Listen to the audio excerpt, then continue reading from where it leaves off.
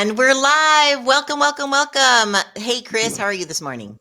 Good morning, Mary. I'm doing well, very well here in sunny Southern California.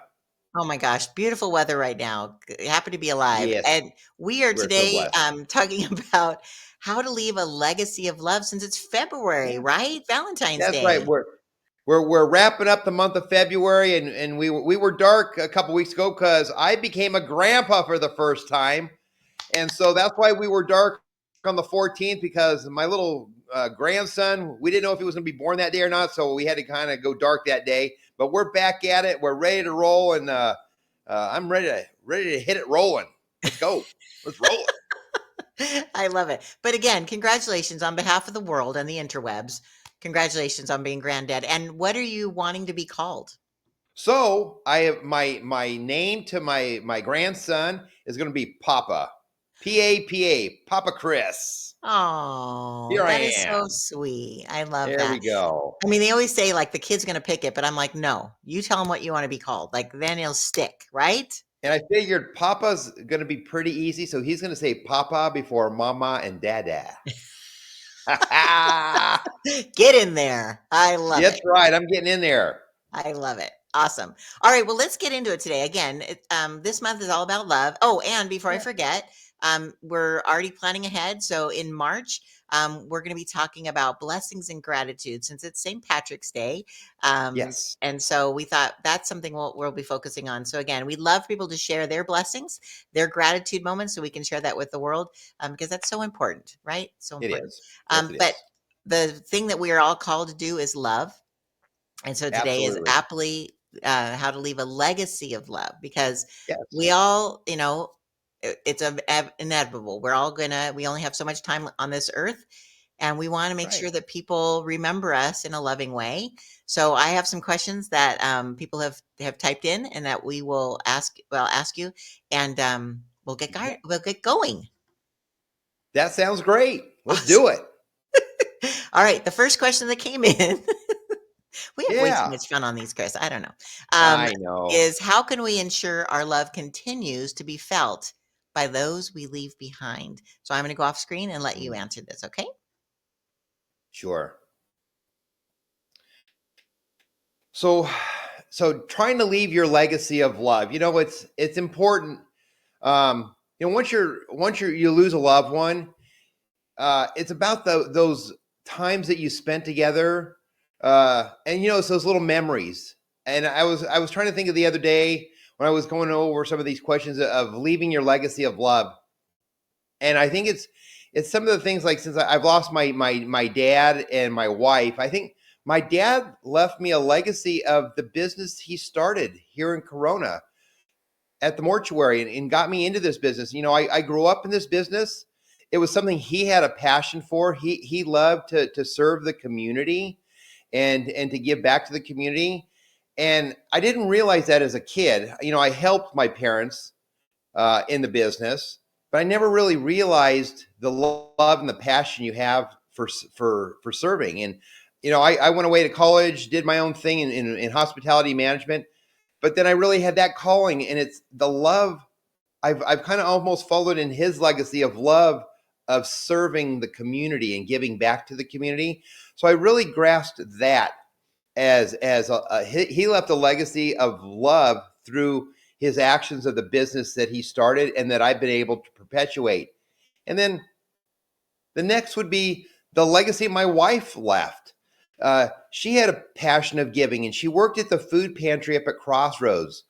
And even though that I don't work at the pantry as much as she did, I still commemorate her love of the pantry by doing a lot around the holidays, around Thanksgiving and Christmas time.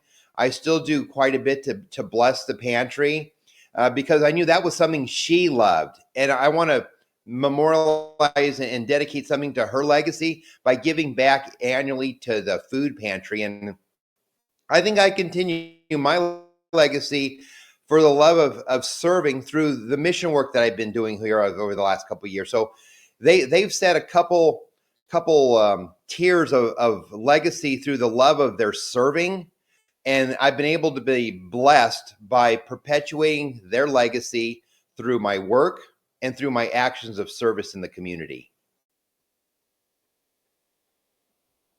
I love that. And you're also Yeah. modeling that for your kids. So as you said, you watched your parents do it, but it didn't sink in into your older. I think a lot of things our Yeah. parents do, we don't realize it until we get to that age. Like, when Yep. you become a parent, you realize, wow, my parents are really great.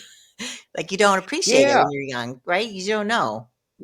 That's right. And we're not perfect. I mean, we all have our ups and downs, but there are those things that are rooted in giving us that legacy, Right. and their love and their passion, and everybody shows those things differently. Hmm. But those are a couple of the things that I picked up through the legacies of those that I've lost. I love that. I love how you honor Yeah. Rhonda with your Yeah. involvement with the pantry because that really was. I remember she just was so passionate about helping others in the community. So, what a Yes. blessing. All right. Next question Yeah. is what role does love play in how we grieve and heal? This is a very, very important because that is a process, right? People go through it. My mom will Yes. be gone 20 years this year. And I process it even different than my brothers and sisters. So again, what role does love play in how we grieve and heal? I'll go off screen for you. Sure. Let's see here. How we deal with that. I think is by I think it's through our actions of just letting those around you know that you love them. We never really say it enough. Um, and I think it's sometimes silence is a good thing, but I think telling those around you that you love them, telling your children that you love them, telling your spouse that you love them, telling your parents, I love you. I think it's important that you say those words because sometimes people have a hard time saying them. It's just understood, especially for a man. A man's kind of macho. He doesn't want to be vulnerable and saying "I love you" to his dad or something like that. But what I love is my son comes to me every time we goodbye. He always says, "I love you, Dad," and I go, "I love you too, buddy." I always call my son buddy. But it's like it's just those words. It's simple, and he just he'll give me a hug and he just whispers, "I love you, Dad." And those expressing those things really helps. And I think when you do that, when you've lost those people, such as a spouse or a family member, if you've said those words, I think it helps you to get through your grief when you've lost them because you were able to express yourself.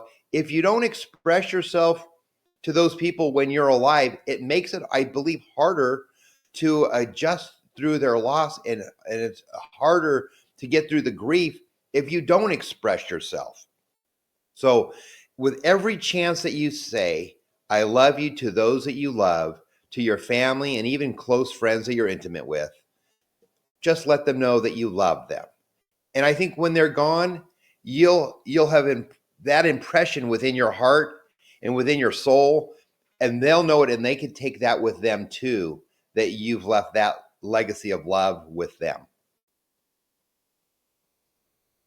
I love that. It's a really good perspective. And also, as I saw this very touching video, which of course I'm going to butcher his last name. His name is Andrew. He's a British actor who I think was in Spider-Man and he's in a lot of Marvel movies. And he recently lost his mom. And Mm, he is encouraging people to ask him about his grief. And I'll have to post that underneath the video when we're done. It's so yeah, touching. He was actually on Sesame Street talking with Elmo about how all this sadness in him is really just leftover love for things that he didn't tell his mom, or he, even though he told her every day he loved her, he says there, I feel like this sadness is not bad because no, it's just all, and I actually have shivers right now talking about it. yeah, It's all the leftover love that I had for her, which means that when I am sad or I'm grieving, it's because I loved her so much. yeah. I'm gonna cry, right? And so No, that but I think that it grief is. is your reminder that that person made such a difference in your life, and what a That's right. blessing that is, you know? Yeah, sometimes people, especially that first year of a loss, sometimes people say, "Oh, I'm sorry for your loss. I'm sorry that you lost that person," and they're like, "Oh, I'm sorry I brought that up." It's like, don't be sorry. It like you said, to share stories about the ones that you've lost. That's because you've loved them. And I was able to. I was at my men's Bible study the other night, and they had a lot of conversation, and I was able to bring up a scenario that Rhonda lived by, and it was about friendships. And Rhonda always had a thing. She always used this analogy about the balcony. And it was like, yeah, you always want to keep your friends, your close friends that you have great relationships on your balcony. But, through life, your friends change. They come and they go. And sometimes you have to unfortunately push those people off your balcony because they become maybe toxic to your relationship and they're not supportive in your journey.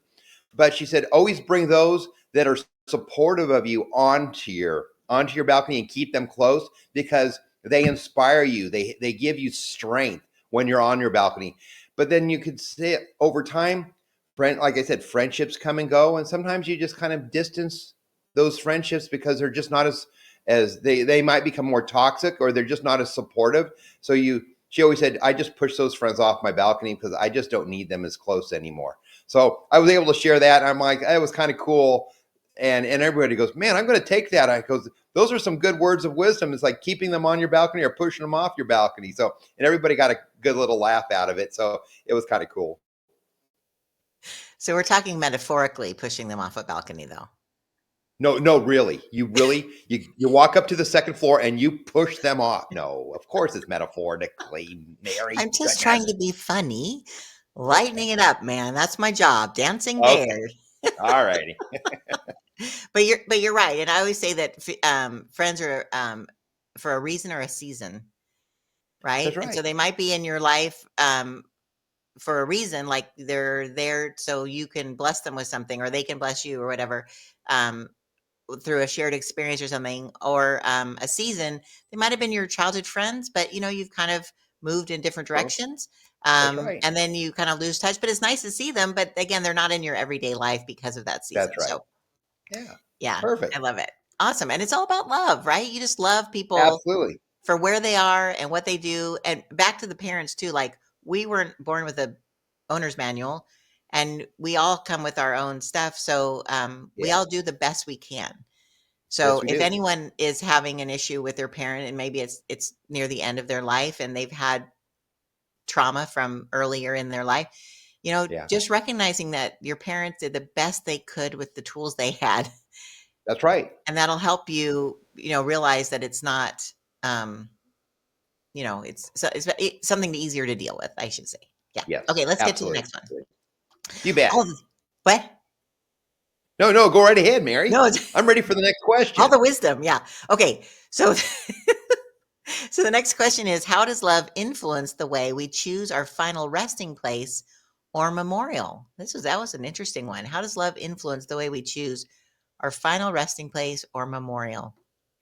I in my business talking to people, we always ask, what do you want with the disposition of your loved one?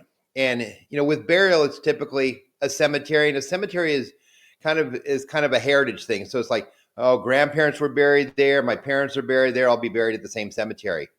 But as cremation has evolved over the last 20-25 years, it's become a little bit more um, giving you a little bit more of ability to be flexible on your disposition. And disposition is where your final resting place would be. And again, with cremation, so many people say, oh, my loved one, I lost my loved one. Oh, I'd love to take them to the mountains. Oh, I'd love to take them to the ocean. Oh. And so it's a place that now the family can go back to all the time and remember, hey, this was dad's favorite place. So that's what's really nice about when you're sitting down talking to people. I think the disposition of your loved one is really, you want to put it at a place that is a place that you want to visit, but it's a place that remember and memorializes them and the things that they had loved.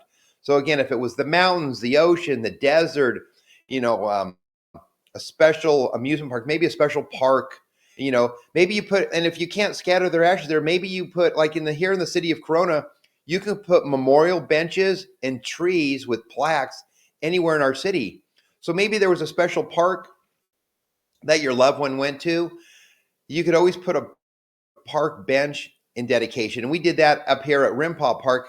We put a bench with my dad's name on there because my parents were able to help the city build the park up there on Rimpaw. So we wanted to dedicate a bench there. So it's called the Roger Miller Tot Lot. And so we have a little bench there with his name on there right by the playground.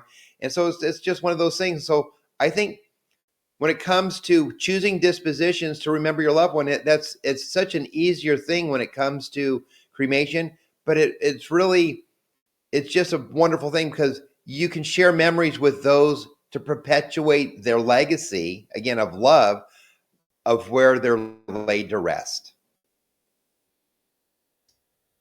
I love that. That's really cool. Yeah, And, yeah, I love that because it's like a permanent, like, honorarium almost, and I love that park bench idea. How did you do it? Just if again, whoever's watching this, you just contact your local city, or how would you do something like that?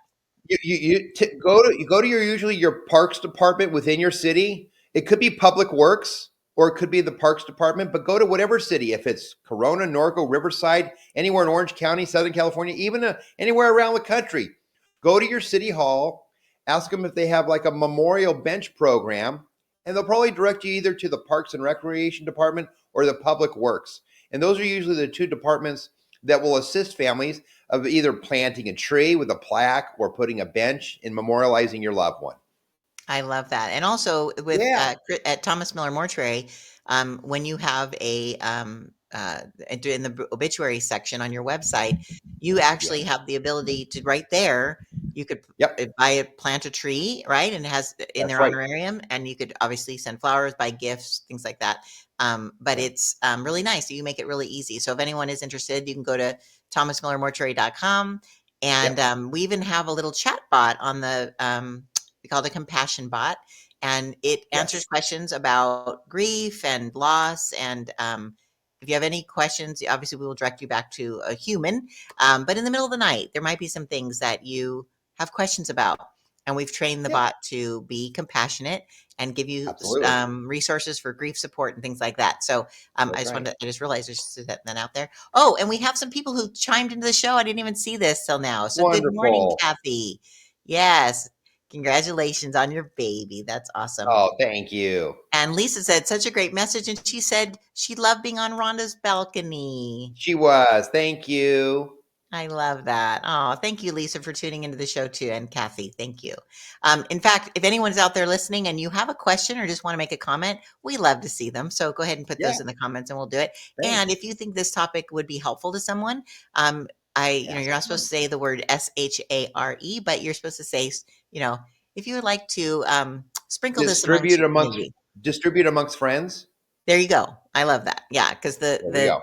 the meta is The listening. word, yeah, you can't say that word, but you can say distribute amongst friends. I love it. I love it. There you go. Okay, very cool. All right, let's get to the last. I think we're on the last question. Yeah, We let's do are. it.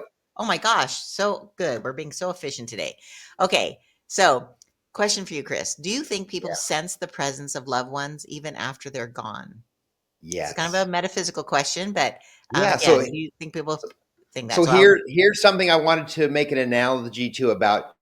Do you feel the presence of your loved one with the love of their legacy after they're gone? And I have to say yes. And there's a couple things, and I'm going to relate it again back to my wife Rhonda. Her favorite color was orange, and anything she did her she always orange flowers, orange this, orange that. Well, she loved the orange monarch butterflies, and I have to tell you the incredible stories that I see monarch butterflies. I've seen them in the month of November and December in the winter. I've seen them in my backyard. Now, butterflies usually come around spring, like March, April, May, June, through the summer, spring, and summer. You never usually see butterflies in the deep fall or in the winter time when it's cold. It's just not physically possible. But I tell you, I have, through the years living here by myself at my home, I will see monarch butterflies and specifically orange ones flying through my backyard. And it gives me the reminder or the presence that she's still around looking over me. And I know I've talked to other friends and families that they oh, I've seen dragonflies, or I see this thing, or something shows up. It's a bird, and it's a specific bird, like a hummingbird or a cardinal or something like that, and they'll show up. Or there could be a special piece of music or a song that comes on the radio, and it's weird that it comes on at a certain time, and it reminds you of your loved one. So I say yes. There's always songs and little things that happen just in your daily life that you wouldn't expect it. You could be just walking down the street and it could be a certain dog or a certain cat that you see, and it comes across. It could be a penny. I know people said, "Oh, anytime I see a nickel or a dime, it's like, oh my gosh, that person. Every time I see a dime, it reminds me of my loved one or something." So there are things that always keeps the memory of your loved one's legacy of love in your thoughts and minds and soul. I love that. And orange, Yeah. hello, that's why Rhonda and I got along so well. Orange is my favorite Look color at you. too. Oh, geez. Orange. Goodness gracious. You are Today, I connected on wore so many pink today levels. because it was about love. That's why I wore pink today. Oh, I love But that. next time I'll wear orange. I'll wear Okay, orange. that's Well, good. Yeah, I have no, orange next time it's gonna be flowers. green. Next time, Green, yeah, we have yeah, to be green for St. Patty's Day green, month. green. It'll be green Uh, next time. but also when it's kind of um, off what you were saying about visiting my mother. I don't know why, but every time I'm thinking of her, well, not every time, but a lot of times if I'm outside, because obviously not inside, I'll see a hummingbird. And hummingbird will Yes. just like zoom in, like literally sometimes I'll be thinking of her so strongly, and hummingbird will zoom in and literally stop, like almost like 2 feet away from my face. And I'm like, hey, and Whoa. comes in like this and then zooms away. And every once in a while, a dragonfly, but I don't think that's my mom. Even though I know it's not my mom, it's just as a reminder.